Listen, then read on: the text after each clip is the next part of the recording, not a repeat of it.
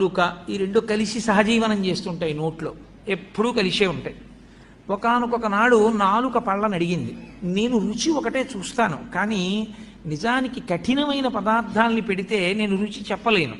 ఓ పాలకాయలని చేస్తారు, అవి నేను చప్పరించలేను, కానీ మీరు పాపం కష్టపడి వాటిని నవిలి గుండ చేసి నా మీద పెడతారు.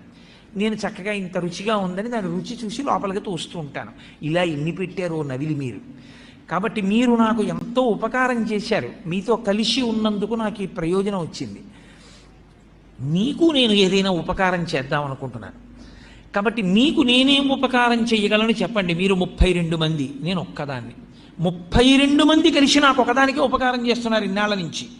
నేను ఒక్కదాన్ని మీ 32 మందికి కూడా ఏదైనా ఉపకారం చేస్తాను, ఏం చెయ్యమంటారని అడిగాను.